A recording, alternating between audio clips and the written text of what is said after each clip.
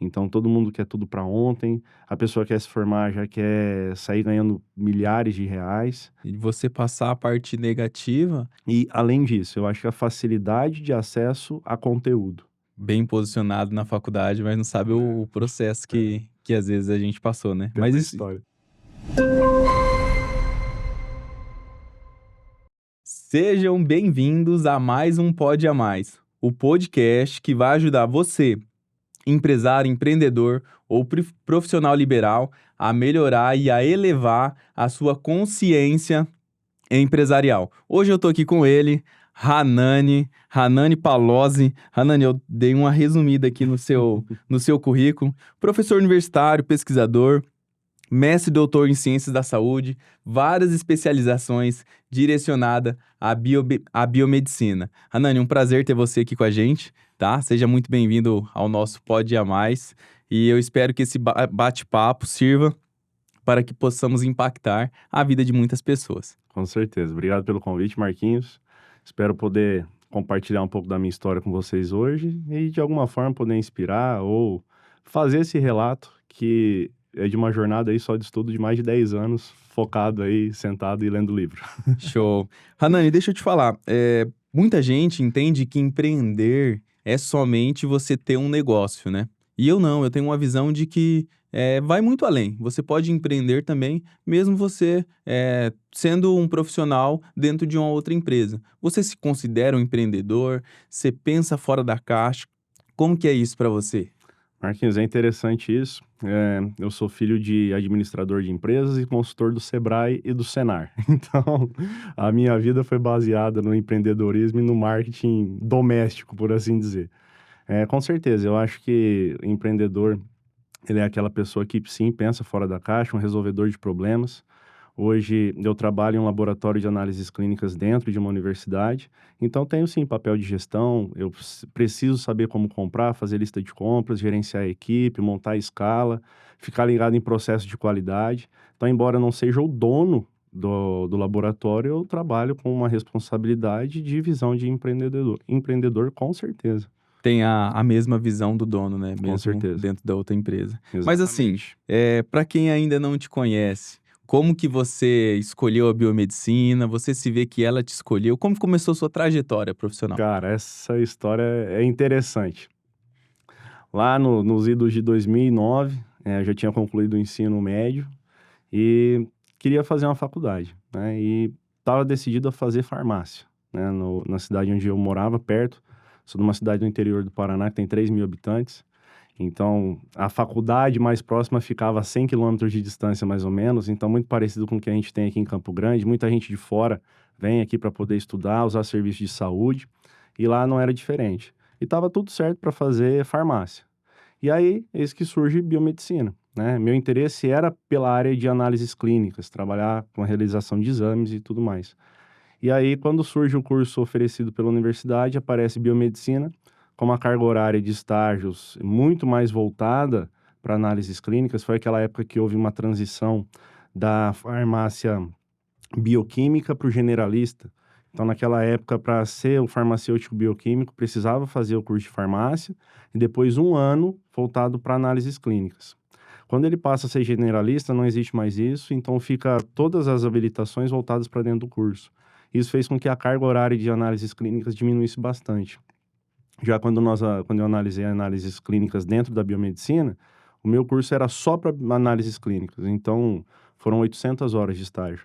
Nossa. Então, na minha cabeça, falei, faz mais sentido fazer biomedicina, né? E aí, iniciei essa jornada em 2010. E mesmo escolhendo direcionado a isso, foi que você continuou perpetuando até hoje Com essa parte de certeza, análises clínicas. com certeza. Eu me formei em 2013, então foram 4 anos, o curso era um curso integral. E em 2014, graças a Deus, eu consegui ser inserido no mercado justamente na mesma universidade. Então, eu tive a grata oportunidade de encerrar meu vínculo como estudante em janeiro e ter o meu vínculo como funcionário dessa empresa em fevereiro. Então, literalmente, não fiquei nem um pouco parado. E de lá para cá, fiz um mestrado, fiz doutorado em ciências da saúde. No mestrado e no doutorado, trabalhei com a parte de análises dentro dos projetos de pesquisa. Então, trabalhei com aquela farmacologia pura. Então, com modelo experimental, com animais, né? Trabalhei com ratos, camundongos, coelhos, Que legal. validando o uso popular de plantas medicinais para distúrbios do sistema cardiovascular. Essa questão de uso com animais, com seres vivos aí, às vezes soa pra gente um pouco de fora da realidade, né? Coisa É, de filme, né? mas acho que deve ser uma experiência muito, muito incrível, né? E eu aproveito a oportunidade para dizer que parece que é tudo feito pela cabeça do pesquisador, né? Quero trabalhar com rato, compra o rato e faz o trabalho. Na verdade, existe uma legislação muito forte sobre isso. Então, nós escrevemos um projeto de pesquisa para uma comissão que avalia. Vou te dar um exemplo bem fora da realidade. Imagina que eu queira trabalhar com macacos e estudar HIV ali na universidade.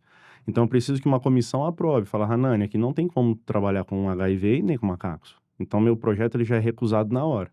Então, no primeiro momento, é feita a análise da viabilidade do projeto. Fala, não, você vai trabalhar com plantas medicinais e com ratos, ok. Próxima etapa, depois de aprovado, é enviar esse projeto para uma comissão de ética e uso de animais dentro da experimentação animal.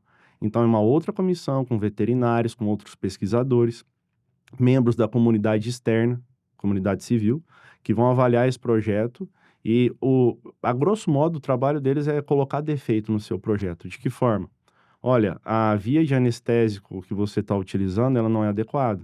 O animal sofre, então muda a forma de anestésico. Nós utilizávamos anestésico inalatório e anestésico pediátrico, muito caro. Então, tem uma veterinária que validou isso. Beleza, você está apto a, então, retirar os animais.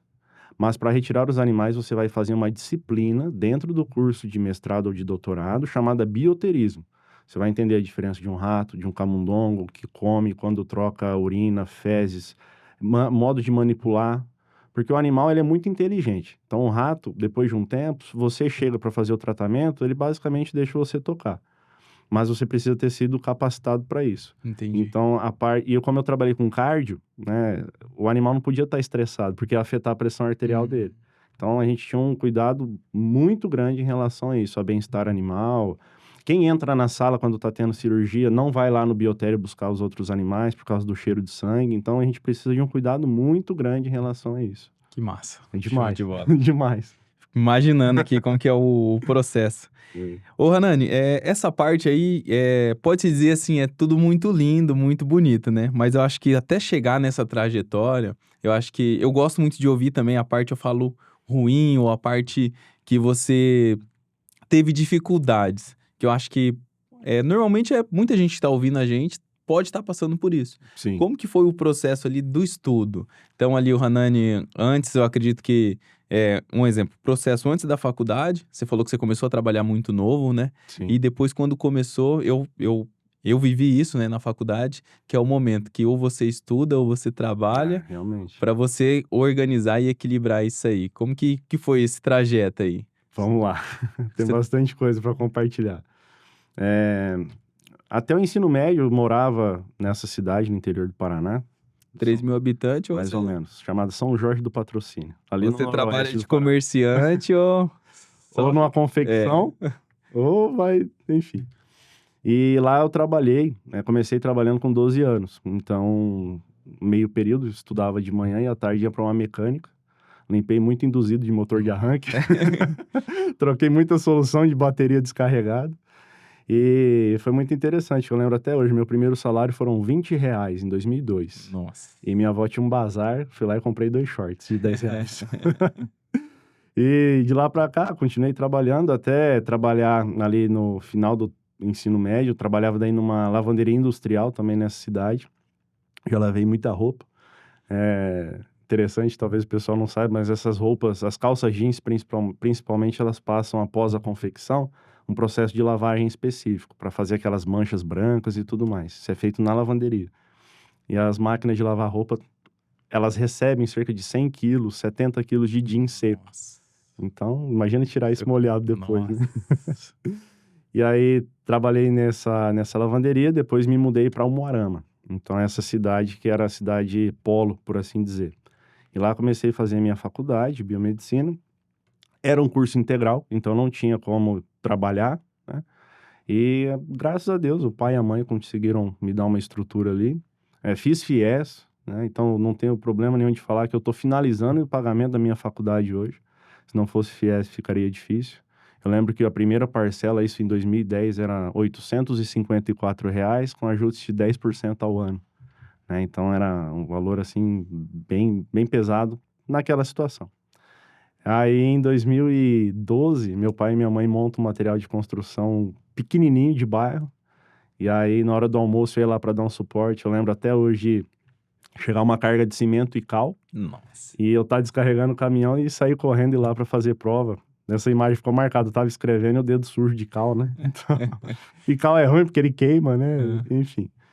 E aí me formei lá em Umuarama e lá logo em seguida comecei a trabalhar nessa universidade. Então, de novo, né, consegui ter minha renda logo em seguida. Mas o processo de estudo, ele é, ainda mais uma faculdade integral, ele é bem maçante se você não enxergar um horizonte.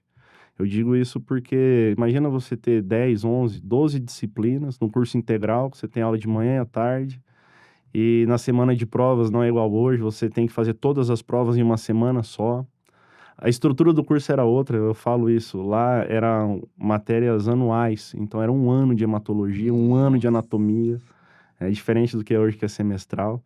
Então, pra você ter uma ideia, nós começamos o curso ali em torno de 27, 28 alunos e colamos grau em 7. Nossa, Então, foi uma pesado, hein? peneira pesada aí. Você sabe que eu sou formado em educação física Legal. e a minha vontade, quando era mais jovem, era ser veterinário ou zootecnista. E na época, quando eu fui procurar, todos os cursos eram integral, né? Aí eu falei assim, cara, ou eu estudo ou eu trabalho. Aí na época eu abri mão, realmente, assim, de uma vontade que eu tinha por conta disso. Parabéns, pô. Imagino o Obrigado. quanto deve ser difícil. É como você falou aí. Não é fácil, né? Não é, não. E às vezes a gente tem aí pessoas que às vezes tem um curso, às vezes meio período aí, e às vezes reclama do. Pois é, pois é. Mas eu acho que tudo com propósito, você se propõe ao sacrifício, né? Então, se lá atrás, em 2010, eu escolhi isso para minha vida, eu preciso também arcar com as consequências, né? E não digo isso de maneira pejorativa, né? Não é uma consequência que vai trazer um dano, mas é viver o processo, né? Hoje a gente vive num mundo muito imediatista. Então, todo mundo quer tudo para ontem, a pessoa quer se formar, já quer sair ganhando milhares de reais, a pessoa quer fazer um curso hoje, de aperfeiçoamento e se tornar referência no dia seguinte. É, Ninguém dorme aluno e acorda professor. Eu acho que esse que é o processo, né? E não falo professor como profissão, né? Como referência. Como que você se torna uma pessoa, um profissional referência dentro do teu ambiente de trabalho? Existe um processo de construção para isso, né? Sim. Então, eu acho que aquilo que é construído de forma muito rápida tende a ruir mais rápido também.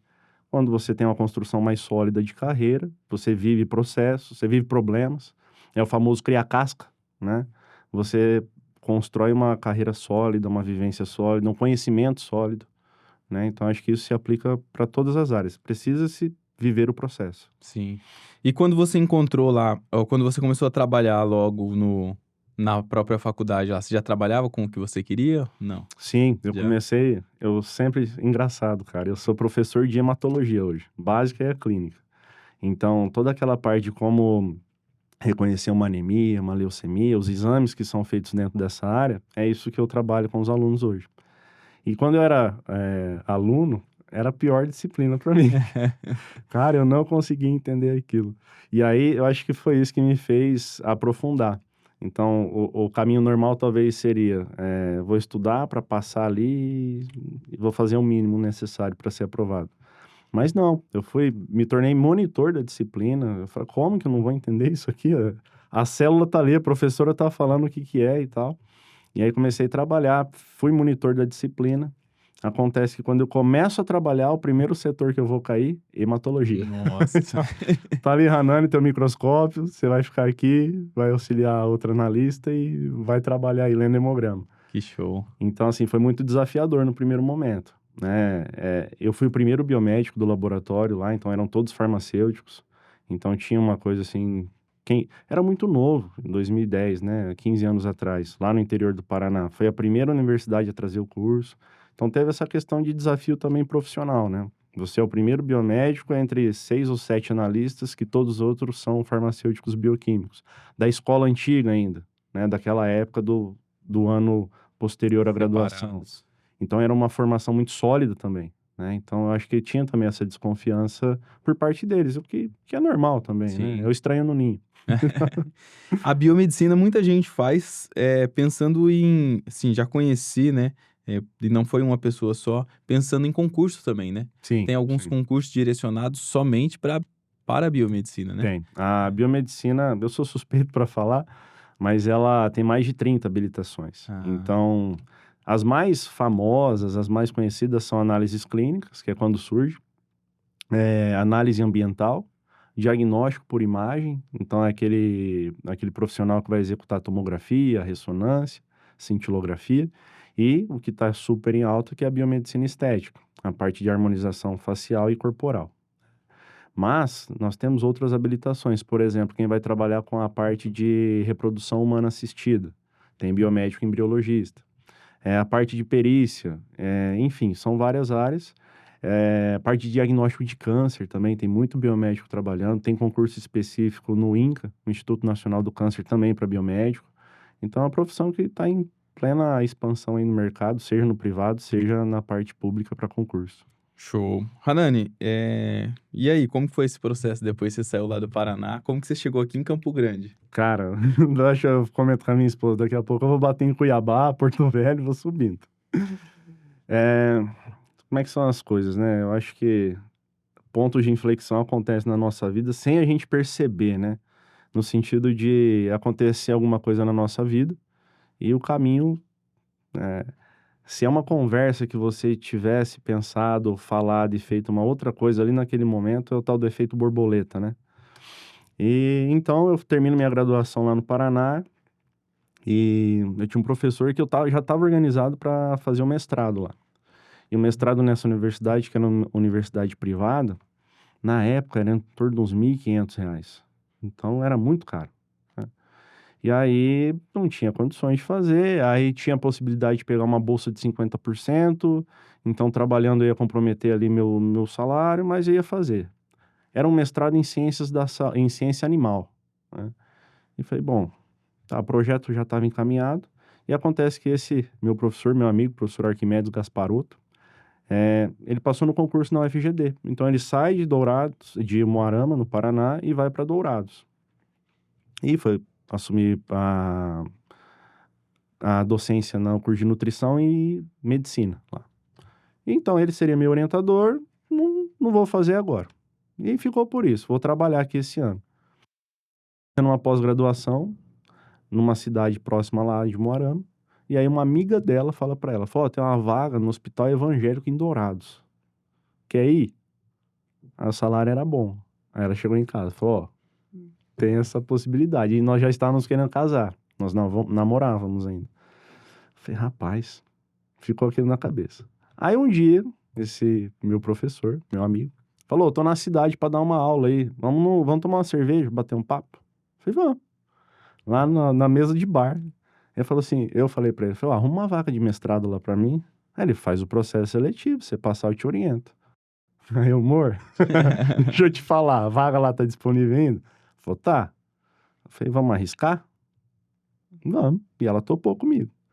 E aí eu falei, então vamos fazer o seguinte, vai, eu vou ficar aqui trabalhando, na época eu morava com meus pais, então apuro financeiro você não vai passar. Aí fomos lá, levamos a mudança dela. Deu certo os 90 dias aí, eu tô indo pra lá também. Então ficou aí 2 meses, todo final de semana eu ia pra Dourados. E aí apareceu a vaga no laboratório do lado da casa que a gente tava alugando. Então, assim, eu ia trabalhar a pé lá em Dourados. E aí fiz a prova de mestrado, isso em 2015. 2016 eu fiz a prova, entrei pro mestrado. E aí iniciei a carreira lá. Já terminei o mestrado e engatei o doutorado, logo em seguida. E aí, um dia eu tô lá trabalhando. Aí um coordenador do curso de biomedicina lá de Dourados. Preciso fazer um parênteses aqui. Pessoas certas no momento certo da nossa vida, elas fazem a diferença. Então, o professor Luiz Fernando falou assim, no Biotério, um dia trocando as caixas de ratos lá. Então, pra você ver, um cara que era coordenador de um curso Tava lá, limpando cocô e urina de rato, porque ele tava fazendo o doutorado dele. Aí ele, você que é o Hanan? Eu falei, sou. Ô, cara, prazer em te conhecer. Sou coordenador da biomedicina aqui e tal. Aí eu falei, rapaz, tem vaga para supervisor de estágio lá, professor? Ele falou, tem. Vai ter um processo seletivo, vai fazer o processo. Aí fiz um processo com 11 pessoas, eu passei no processo, dei uma aula lá teórica para eles. Aí comecei como supervisor de estágio à noite, indo lá ensinar os alunos a fazer exame. E o doutorado acontecendo junto. E aí um dia eu tô lá, uma quarta-feira à noite, 10 horas da noite, trabalhando desde as 5 da manhã, fazendo experimento, o telefone toca, é o Luiz. Falei, cara, o que você tá fazendo? Eu falei, tô aqui na UFGD. Meu Deus, você não sai daí? Aí falou, ó, tem uma vaga para Dourados, assumir coordenação de estágio lá. E tem aula em sala também, tá afim? Falei, rapaz, me deu um gelo na barriga. Eu falei, cara, vou. Conta comigo que eu vou. Aí vim pra cá. E aí, cara, foi um período bem difícil. Isso é agosto de 2020. Eu vinha pra cá domingo à tarde de van e voltava pra minha casa na sexta-feira à tarde de van também, meio da pandemia. Chegava lá à noite, dava aula online de lá pra cá. E eu montei uma estrutura super enxuta. A situação financeira não estava confortável ainda. E eu tinha aqui, eu sempre falo isso, não tenho vergonha nenhuma. Eu tinha um colchão no chão, uma geladeira daquela de uma porta, da Consul branquinho, e um micro-ondas. Então, eu chegava lá na sexta-feira, minha esposa já colocava a roupa para lavar. No sábado, nós fazíamos as marmitas, congelava, colocava numa bolsa e vinha para cá. E eu fiquei nesse vai e vem um semestre. E aí, minha esposa pedindo a transferência de uma empresa de Campo de Dourados para cá. E a transferência não saía.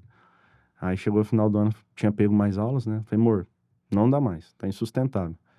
Vamos para lá, pede demissão. Ela falou, tem certeza? Eu falei, tem. Aí viemos pra cá. E assim, cara, muita coisa vai acontecendo na tua vida quando você eleva teu pensamento, pede pra Deus, eu acredito muito nisso, as coisas começam a se alinhar. A casa que eu tava vendo não tava dando certo pra alugar e a pessoa não tava dando certo. E aí um dia, era um feriado também, uma quarta-feira, meio de semana, eu tava em casa, mexendo no celular no Face, achei uma casa pra alugar, na hora que eu vi a rua, na mesma rua que eu morava, eu falei, não é possível. Aí dei uma olhada na foto, no mapa, eu falei, caramba, é 8 quadras aqui pra cima. Fui subindo, cheguei lá, tinha o cara, o pintor, terminando a casa. Falei, posso dar uma olhada na casa aí? Pode. Entrei, falei, putz, dá certinho. Aí que entrei em contato com o cara, no outro dia seguinte a casa tava alugada. Nossa. Então, assim, coisas que vão acontecendo. Aí ela veio pra cá, aí de lá pra cá, hoje, né, eu tenho a coordenação de estágio de biomedicina, sou coordenador pedagógico também da pós-graduação da Unigran, responsável técnico do laboratório de análises clínicas e além de professor também de sala de aula. Hoje aí, em todos os semestres da biomedicina, eu tenho uma ou outra disciplina lá. Então, assim, é uma construção de novo, né? A gente volta no começo da conversa, que foi só pelo fato de ter assumido alguns desafios, né? No meio desse processo, Marquinhos, teve um dia que eu cheguei em casa, estava muito estressado, assim, e eu sentei no chão e chorei, rezei. Falei, Senhor, me dá uma luz, porque tá complicada a situação. O dinheiro pinga na conta, some. É desafio. E será que eu vou dar conta? Porque se for o caso, eu vou voltar. Eu tô longe da minha esposa, enfim. E aí, as coisas começam a caminhar e começam a dar certo. Às vezes as pessoas veem você como docente, bem posicionado na faculdade, mas não sabe o processo que às vezes a gente passou, né? Tem Mas uma isso, história. isso é bom, né? Que isso dá. Com certeza. Bom assim, né? Isso dá maturidade pra gente, Sim. forja a gente pra novos desafios, né? Sim. Eu só sou o que eu hoje pelo que eu passei ao longo da vida, né? E no meio desse processo aí, você contou uma história pra mim que você passou o aniversário de casamento em casa. Como Essa foi essa história história é aí? boa, Foi no cara. meio desse processo aí? Foi antes de vir pra cá. Nós estávamos juntos ali em 2019, 2018 para 2019, morávamos de aluguel lá em Dourados. E abriu um loteamento e aquela coisa, vamos comprar um terreno? Vamos. Aí comprou o terreno, aí falou, agora tem que construir a casa. Então vamos construir a casa. E cara, assim, né? Construir casa sendo bolsista, fazendo plantão em laboratório, aquela, né? E eu lembro de um dia estar conversando com os outros alunos lá e eu falei que estava construindo a casa. Aí eu lembro de uma aluna falar assim, bolsista construindo casa? Vamos dar o jeito. E é nesse sistema aí, cara. Pingava o dinheiro da bolsa, de plantão, fazia, sumia o dinheiro e trabalhando com cheque pré-datado e foi, conseguimos construir a casa. Só que, cara, meu pai tinha um Astra 2008. E pra mim, Astra e Vectra, pra mim sempre foi carrão, né? Eu cresci vendo esses carros.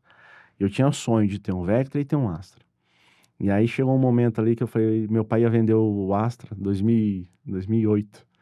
E eu falei, eu vou comprar esse carro. E comprei o carro. Foi a realização do sonho, né? E aí, quando foi construir a casa, falei, você pega meu carro no negócio? O cara falou, pego sim. Então tá bom. E aí fui, vendi o carro, cara. Eu comprei um Uno 98 Fiasa azul. Tinha um buraco no assoalho, quando chovia molhava dentro, embaçava o vidro. Eu chegava pra dar aula, tinha que lavar a mão. Exatamente. Lavava a mão porque descascava o volante. Nossa. E aí foi uma época de vacas magras, assim. E aí chega lá, data de aniversário de namoro. Chegou no dia 17 de maio. Não tinha dinheiro. Não tinha, cara.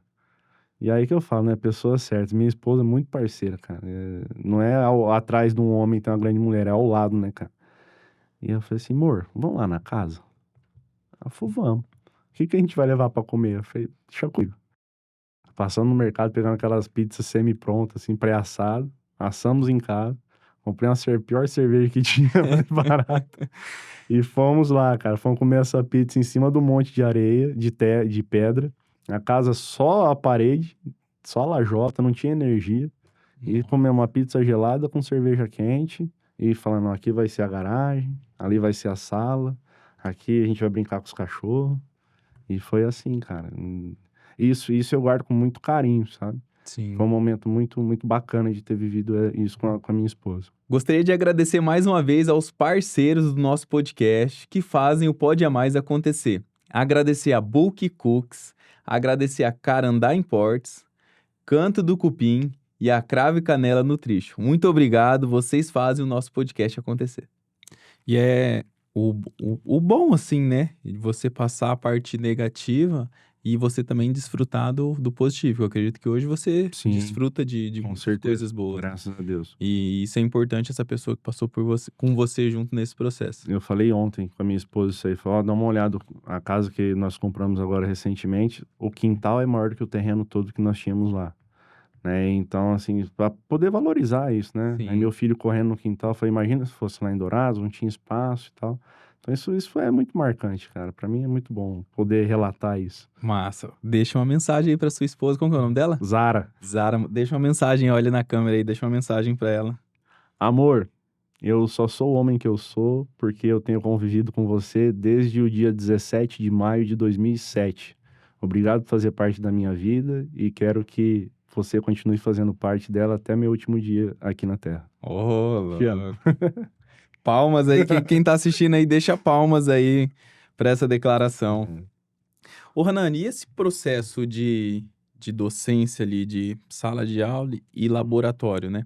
Lógico que dentro da medicina, ou da biomedicina, ele é algo, acho que, rotineiro, né? Sim. Mas como que é o seu trabalho para você separar essa parte de laboratório e a parte de docência? Fechou. Bom, docência, eu sou professor do curso de biomedicina. Então, como eu disse, eu trabalho desde o ciclo básico, as disciplinas básicas, até a parte clínica e acompanho os alunos lá do 7º e 8º semestre no estágio. Então, eu vou citar algumas disciplinas aqui para servir de exemplo. Então, por exemplo, lá no 3º semestre eu trabalho uma disciplina de fisiologia humana. Então, basicamente, como que funciona o sistema cardiovascular? Como é que o coração funciona? Trabalho lá com eles essa parte. No 5º e 6º semestre, doenças hematológicas. Então, hematologia básica, clínica e qual exame que eles vão fazer e como trabalhar isso.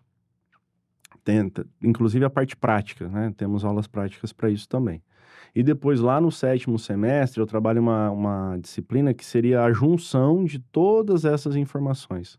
Uma disciplina chamada de atividades práticas integrativas. Aí a conversa, ela muda um pouco. Então, aí é uma situação em que eu vou fornecer dados de pacientes, informações de uma anamnese, então aquela investigação que a gente preenche no laboratório, né, se tem doença prévia, idade, enfim, se toma algum medicamento, e eu montei uma doença ali, um quadro clínico. E aí o aluno de base desses resultados, ele vai propor agora a hipótese diagnóstica. Então, nós fazemos uma junção de tudo, de todos os exames que são fornecidos para o aluno. Então, essa seria a minha atividade docente, né? Já a parte do laboratório, enquanto responsável técnico do laboratório, ali hoje eu não estou na rotina, né? Porque o laboratório é o laboratório da universidade. Então, quem toca o laboratório são professores de estágio com os alunos. Então, a minha função ali é muito mais relacionada à coordenação do que à execução dos exames. Porém, eu já tive a oportunidade de trabalhar tanto no serviço ambulatorial como no hospitalar. Então, a rotina desses ambientes ela é muito diferente, né? Basicamente, ambulatório é o paciente quer fazer um check-up, ele por conta própria ou por um pedido médico vai até o laboratório e faz a coleta. Já hospital, cara, é hospital, é centro cirúrgico, é UTI, é o Tem acidentado, que entregar ali. tem pressão. Eu trabalhava num laboratório em Dourados que atendia a UPA e o Hospital da Vida lá de Dourados. Nossa. E só tem o Hospital SUS e na época só tinha uma UPA. Então trabalhei no horário comercial, mas fui plantonista também. Então dava plantão das 18 até as 6 da manhã. Meu amigo, plantão de sexta para sábado e do sábado para o domingo, acidentado e tal. Nossa. Então aí você tem um tempo mínimo de entrega, ou melhor, tempo máximo. Uhum. Em 2 horas o que chegou tem que sair.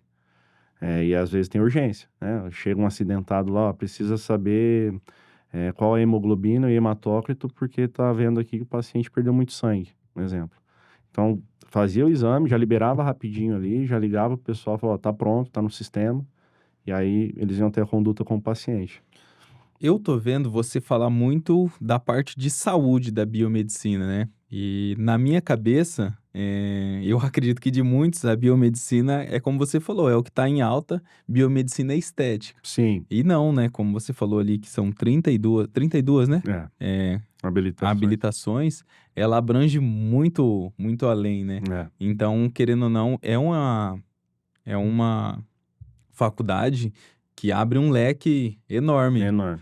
pro formando, né? Sim, hoje nós temos habilitação em acupuntura, por exemplo. Temos as práticas integrativas do SUS. Então, entra aromaterapia, ozônio, a própria acupuntura. Entra a parte de fitoterapia. Então, receitar medicamentos à base da medicina tradicional, aí, com plantas medicinais, né? O SUS já tem uma lista de plantas específicas para isso.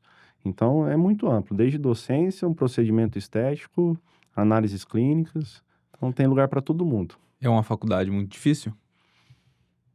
Olha, o que é difícil, né? Eu acho que depende muito do aluno, do empenho do aluno, né? De novo, fácil não vai ser, né? Fácil não vai ser. Porque em determinado momento você vai se deparar com conteúdo que você ainda não contatou. Então, partindo desse pressuposto, sim, tem algumas dificuldades, mas nada que seja insuperável, né? Nada que um final de semana estudado e bem trabalhado você não consiga superar. Entendi. E se fosse pra você deixar uma mensagem aí pra galera que tá começando o curso, em relação ao que você acabou de falar, fácil não é, mas também é nada que você possa desempenhar.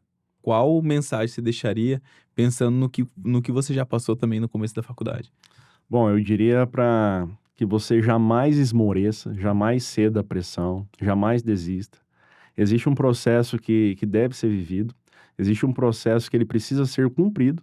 Caso contrário, a sua formação ela não vai ser uma formação de qualidade e lá na frente você vai ter problemas em relação a isso. Procure professores, mentores, pessoas que possam te ajudar nesse sentido e pessoas até que são seus colegas, seus amigos. Durante a graduação, aquele veterano que já teve a disciplina com o professor, como ele lidou, como ele saiu em relação àquela disciplina. E eu acho que, além disso, contatar os professores, contatar os seus mentores, o seu gerente de setor. Enfim, eu acho que isso se aplica em todas as áreas, sejam acadêmicas, profissionais que você esteja vivendo. Quantos anos você já tem de formado? Eu me formei em 2013, são 12 anos. 12 anos, né? Não 12 vou anos. falar a sua idade aí, mas só pra... O que você vê que mudou do curso da sua formação pra hoje? Muita coisa. Muita coisa. Por exemplo, a estrutura do curso, como eu disse, lá onde eu me formei era uma estrutura anual. Hoje ela é semestral. Isso permite que você trabalhe mais conteúdos no mesmo período de tempo. O curso era integral. Então, imagina hoje num universo onde você precisa trabalhar para se manter. Você vai privar esse aluno disso. E é aquela situação como você relatou. Se não trabalhar, não tem como estudar. Então, não vai estudar. Isso facilita, flexibiliza o acesso, democratiza o acesso. Eu vejo que hoje, em relação à minha época, que não é muito tempo atrás, existia quase que uma sacralidade do professor. O professor é intocável, né? Jamais eu poderia ter o WhatsApp de um professor. Na época nem tinha WhatsApp, né? Sim. Mas hoje o aluno tem WhatsApp, o aluno conversa, chega, tira dúvida, revisão de provas. Na época era uma questão muito mais formal, você tinha que ir até uma secretaria acadêmica, pedir uma revisão de provas. Hoje é muito mais fácil isso.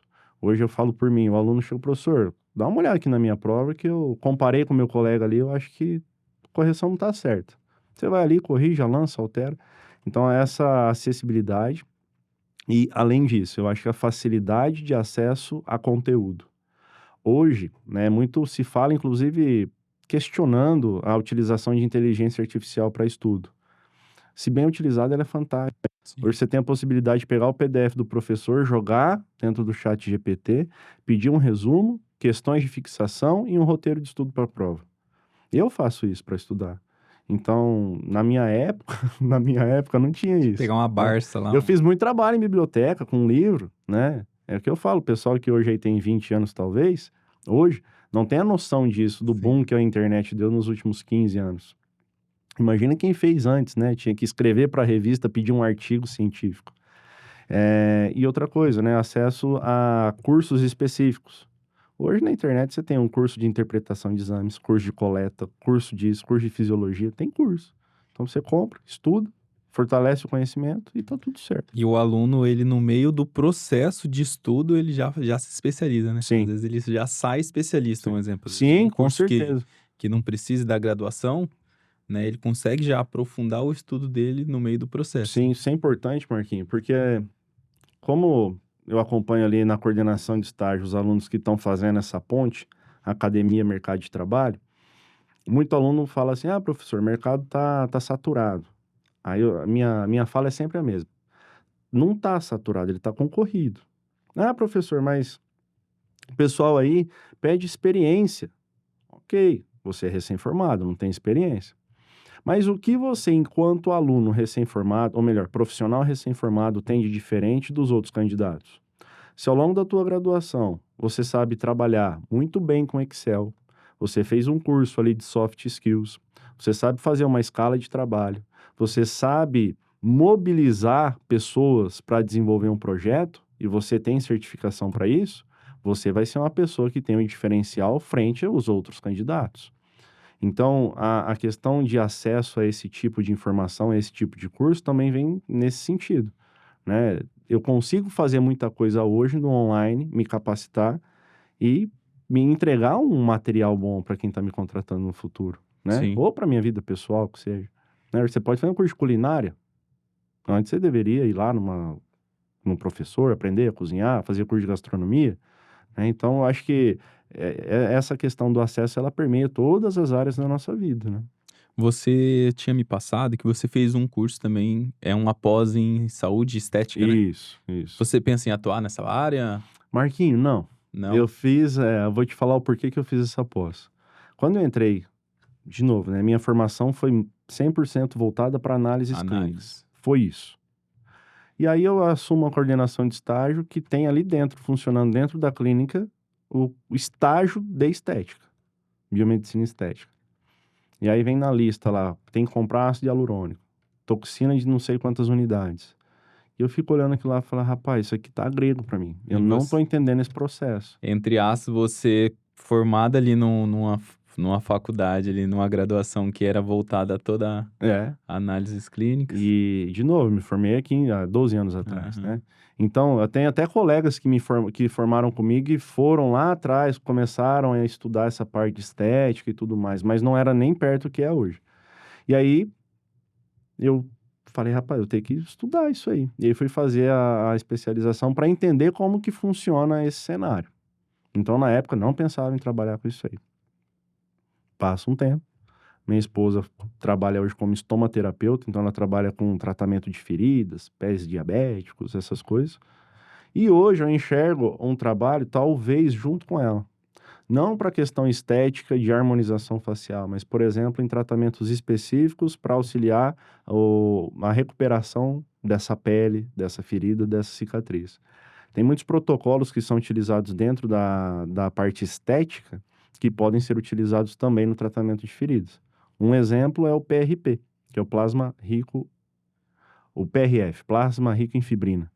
Minha esposa trabalha com algumas membranas, então colhe o sangue do paciente, processa isso e aplica na própria ferida. Então ali você vai estimular o crescimento da pele. Então o processamento, a criação dos derivados de fibrina são usados na estética. Ozonioterapia é usado na estética, pode ser utilizado para recuperação de tecido. Então hoje nós estamos desenvolvendo um processo, uns protocolos voltados para essa área de recuperação. Entendi. E como você enxerga hoje o futuro da biomedicina?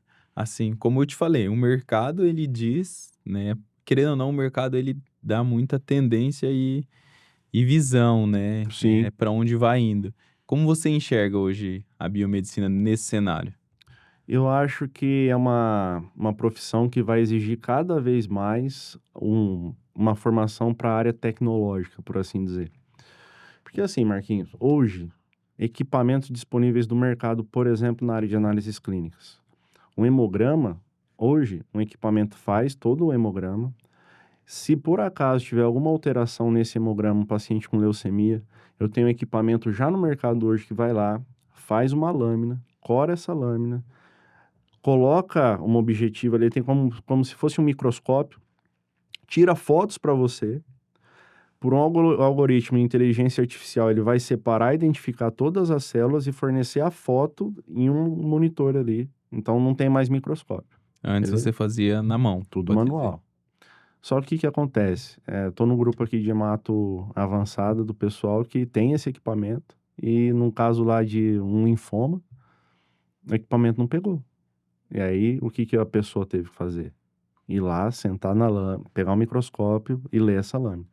Então, o aspecto, o apelo tecnológico, ele vai existir, porque a tendência é que esses equipamentos passem a ficar cada vez mais baratos e, logicamente, o acesso vai ficar mais democrático. Então, esse nível de tecnologia ainda hoje é um tanto quanto proibitivo o custo. Mas eu preciso treinar muito bem meu operador para que ele saiba trabalhar. Um exemplo, hemograma não sai em português no equipamento. O hemograma, qualquer equipamento, ele sai todo em inglês. Então, a sigla de hemácias, um exemplo, não sai HE, sai RBC, que é a sigla para célula sanguínea vermelha. Então, um pouquinho de inglês tem que saber. O material em inglês, o manual, ele é muito mais completo em algumas situações do que em português. Ou comentários, tem fóruns específicos para isso. Então, tecnologia vai ser uma constante. Na estética, então, nem se fala. Todo ano tem equipamento novo, ativo novo, droga nova. Hoje na estética fala muito numa questão também do drug delivery, seria a entrega da droga, do princípio ativo, para o tratamento específico. Um momento de moléculas e drogas, ativos novos, agora volta um pouco, vamos mexer como que eu vou entregar isso para o paciente. A indústria farmacêutica faz muito isso. Então, eu acho que cada vez mais tecnologia embarcada. Por outro lado, o aluno, futuro profissional, vai ter que estar ligado nessas tendências. E, de novo, aí eu gostaria de fazer uma provocação. Qual que é o teu diferencial em relação ao mercado? Porque você concorda comigo que todo biomédico esteta precisa saber preencher um lábio? Sim. Todo biomédico esteta precisa saber fazer uma toxina? Então, qual que é o diferencial dele em relação ao mercado? É a personalidade, é teu ambiente, é o equipamento que você tem?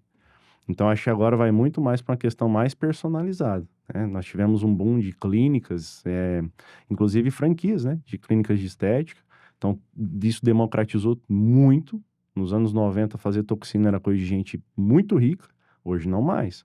Mas aquela figura de, olha só, o fulano é referência na área, eu acho que não só essa formação tecnológica, que vai estar abrangendo todas as áreas da biomedicina, mas criar uma identidade própria. E isso eu acho que vem um pouco de acordo com o que nós estamos fazendo aqui hoje, que é uma presença, por exemplo, em mídias digitais. Hoje é impensável uma pessoa ser um profissional e não ter um perfil minimamente dedicado para isso no Instagram ou YouTube, que seja. Sim, principalmente com a chegada da IA, né? Eu fiz um curso em São Paulo e aí tinha um palestrante falando sobre IA. Isso há 3 anos atrás, o ChatGPT tava chegando, 3 anos, 2 anos.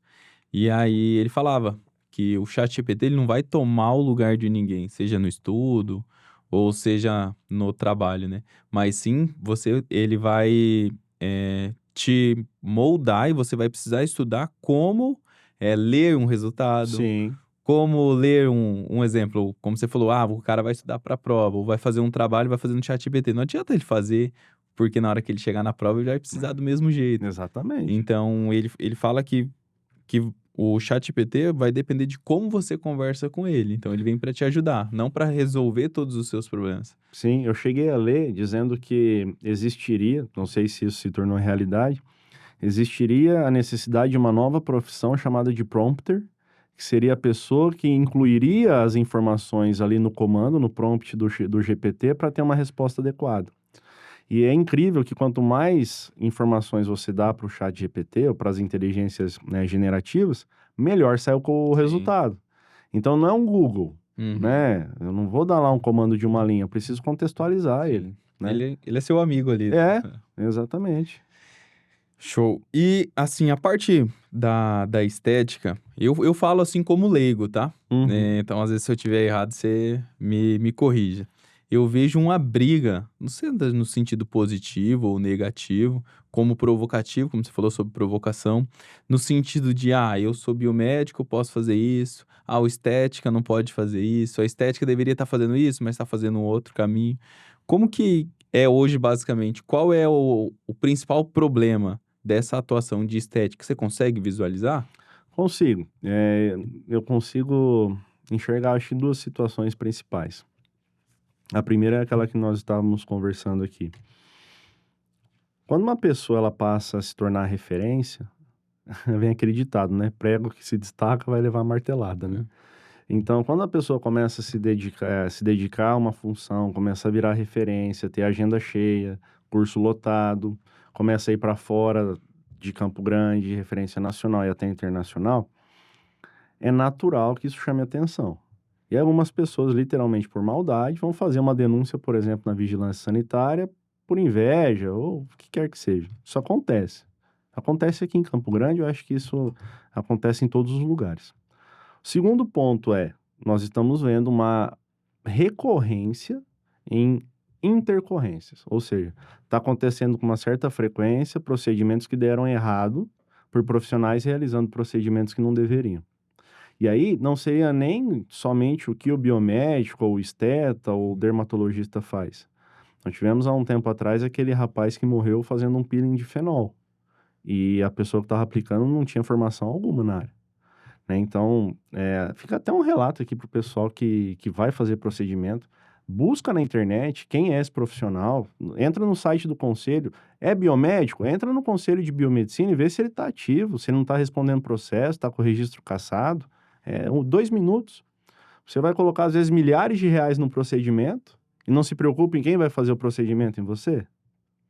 Eu acho que tem que pensar um pouco nesse sentido. E aí nós temos alguns procedimentos que, um exemplo, talvez o mais notável, tem muito dentista fazendo harmonização orofacial, que é a ROF. O dentista, o odontólogo, ele não pode fazer o corporal. Então, se fizer, tá de maneira incorreta. Então, assim, tem muita briga nesse sentido. Mas o que eu vejo acontecendo? O odontólogo ali que quer trabalhar com isso. Nós temos aqui. Ele foi lá, pediu análise curricular, entrou na sala de aula, está fazendo biomedicina agora. Porque ele já trabalha com parte estética, né? Um dentista aqui de Campo Grande. Ele já tem a parte que ele trabalha com as facetas de porcelana, ele trabalha com toxina, e ele quer fazer corporal. Ele já tem um espaço e quer montar uma sala para corporal. O que ele vai fazer? Ficar trabalhando ali escondido? Não, ele foi lá se capacitar, no melhor horário para ele, no melhor que se encaixa. Ele está se formando para isso, para poder atuar na área. Então, acho que esse seria o caminho, né? Sim, com certeza. Eu vejo uma briga, às vezes, já vi nas redes sociais algumas, às vezes, um exemplo, um esteticista posta uma coisa, é porque tem, né? É normal. Aí o biomédico vai lá e comenta: você não deveria estar fazendo isso, o que você tá fazendo? Porque eu acho que a estética é muito novo, a estética não, essa parte estética é muito novo, né? Como você Sim, falou, a cada dia tem um produto novo, um lançamento novo. Eu sei que tem algumas regras que regem, né? sim, sim. A, Os conselhos, né? o que cada um pode fazer, Sim. né? Dentro disso. Mas eu acho que a briga também vai ser Marquinhos, constante. mas honestamente, eu acho que, imagina que eu vou lá, eu sou esteticista e faço um procedimento lá. Aí você vem e fala, Hanani, você não deveria estar fazendo isso.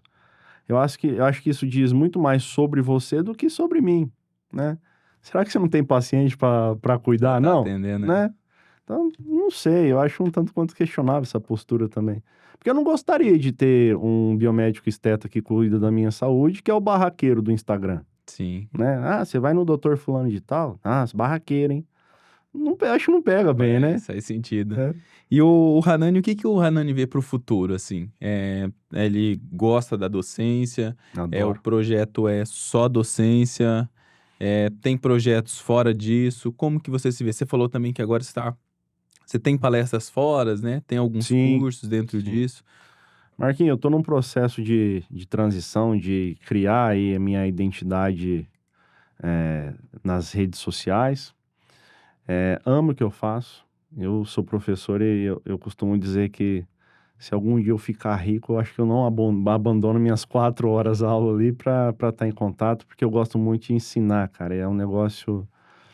É fantástico você pegar ali um aluno, mostrar um gráfico e falar: alguém entende alguma coisa daqui? Nada. Aí chega no final da aula, aí pessoal, aqui a gente tem o quê? Professor, uma anemia microcítica hipocrômica. Pô, sabe, isso aí te dá um gás para continuar. E eu pretendo explorar essa parte. Agora, em abril, eu tô indo para Barcelona. Vou ser professor num congresso lá, no Euro Anatomy Experience. É um evento fantástico, voltado para a parte de harmonização facial, corporal e também a parte de cirurgia. E eu vou trabalhar um módulo lá de interpretação de exames voltado para a parte de risco cirúrgico, como monitor. Porque às vezes, Marquinhos, a pessoa vai lá e vai fazer um procedimento estético. E outra coisa, a pessoa não faz nenhum exame para fazer um procedimento em você.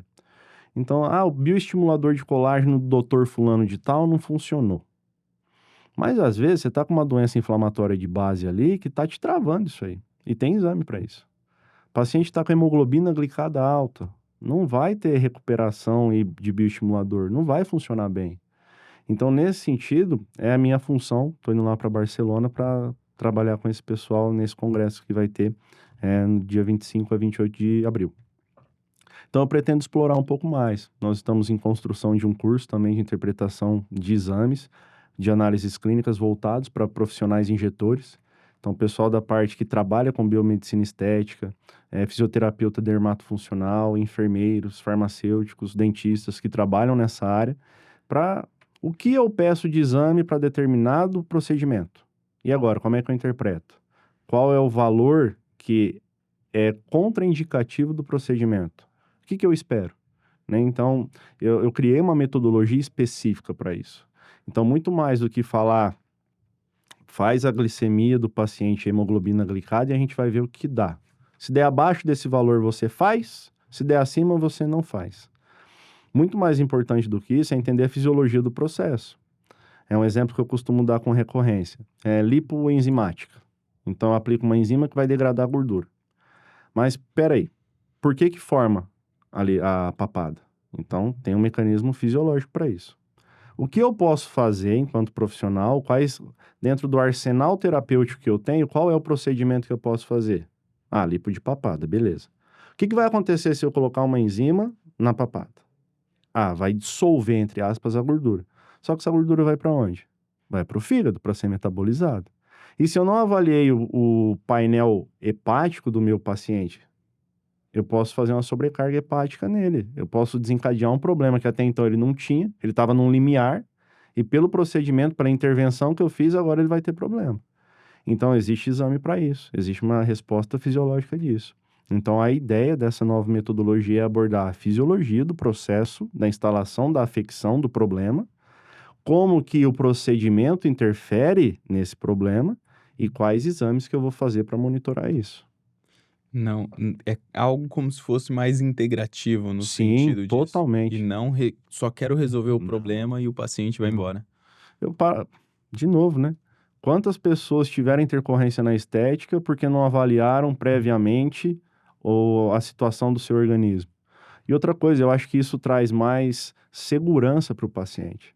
Se o paciente vai ter um profissional que vai fazer uma intervenção em você, vai fazer um procedimento, e que antes de realizar qualquer coisa, ele faz uma investigação sobre a sua vida, faz exame antes, para daí sim fazer o processo, o procedimento, poxa vida, eu acho que isso transmite muito mais confiança, segurança. Para o profissional que está fazendo, ele está com ações calcadas em resultados. Então eu tenho que responder de onde estava para onde foi, Sim. né? O processo, porque o procedimento em si ele vai gerar um processo inflamatório. Se o paciente já estiver inflamado, isso vai ser um problema, né? Então nesse sentido que vem a construção desse curso. E a construção desse curso hoje você vê que é algo que não tem ou muito pouco dentro dos profissionais? Tem alguns cursos no mercado, tem, mas não dessa forma, com essa metodologia, com esse conteúdo programático que nós estamos trabalhando. Realmente a abordagem ela é muito, muito única, né? Eu acho que com a bagagem que eu venho construindo aí há mais de 10 anos, estando inserido nisso, converso bastante com profissionais da área, com alunos, com egressos, né? Já existe uma tendência, tem um professor que é referência, digo aqui o nome dele, professor Roberto Pacheco, ele é referência na área, estava num congresso em Miami, e falou exatamente da importância de fazer os exames antes e aí sim realizar o procedimento. Show. Então as grandes cabeças estão vendo isso aí, Sim, né? já é algo que já está acontecendo, né? Sim, sim, com certeza. Dito isso aí, conheci muito da história do Hanani aí. Se fosse para ele deixar uma mensagem pro Hanani lá de 12 anos, que limpava a peça, era auxiliar aí de mecânico, qual mensagem você deixaria? Não para, Não para. não para. Vai dar certo. Não para, encontre pessoas que venham a somar na sua vida, que às vezes cambaleando a gente se escora, consegue caminhar o caminho reto, colocar Deus sempre à frente, porque as provações virão. Costumo dizer que quando você reza pedindo paciência, Deus não vai te dar paciência, Ele vai te dar uma situação para você desenvolver paciência. E se lá atrás eu tivesse abandonado ou desistido, com certeza eu não estaria aqui. Então, segue seu caminho, encontre um propósito. Eu gosto muito, cara, é um clichê, quase que o pessoal usa como um papo de coach, né? Pejorativamente falando, o pessoal usa isso, mas eu não acho, penso exatamente o oposto. É o gato do Alice, do Alice no País das Maravilhas, né? Que ela pergunta, pra onde que essa estrada vai? E o gato fala, pra onde você quer ir? Sim. Você não sabe pra onde vai, qualquer caminho serve, né? Então isso aí, eu acho que é o resumo da minha história hoje. Hoje eu penso muito mais pra onde eu tô indo do que só ficar caminhando. Sim. Eu acho que seria isso. Show. Chegou um iFood aí pra nós aí, do nosso parceiro. Ai, sim. Obrigado aí, Vitor. A Book Cooks, nosso parceiro aí do nosso podcast. Agradecer já a Book Cooks aí, nosso parceiro. Isso aqui é um presente do podcast pra Opa, você. que beleza, que maravilha. Vamos saborear após o almoço. Cara, é muito bom, hein? Eu conheço, conhece? muito bom. Tem uma história aí por trás de toda essa marca aí também. Legal. Mas, Hanani, agradecer, tá? A sua presença, sua história. É muito, muito legal, muitos insights. Eu costumo dizer que eu gosto do podcast porque eu aprendo muito com a história de cada um que vem aqui. E você é mais uma história inspiradora aí que trouxe pra gente. Hanani, deixa suas redes sociais aí pra quem quiser te acompanhar, quiser conhecer mais do seu trabalho, de você. Ok. Marquinhos, obrigado pelo convite. Para vir aqui, eu pensei muito sobre a minha vida. Então, pela correria do dia a dia, você acaba vivendo e não pensa o que está vivendo. Então, relembrar esses momentos aí foram bastante importantes para mim aqui nessa mesa contigo. Meu nome não é comum, né? Então, meu Instagram é Hanani Palozzi, RHANANY, Palozzi. Você me encontra lá no Instagram e lá eu tô postando mais meu dia a dia, né? Fazendo o relato aí dessa vida de professor, essa vida acadêmica. E por lá você consegue me contatar também. Show, obrigado. Imagina. Galera, quem tá acompanhando aí, não esquece, tá? De já deixar aí ativa o sininho aí, inscreve no nosso canal e a gente está te esperando. Muito obrigado pela sua audiência e segura aí o próximo episódio.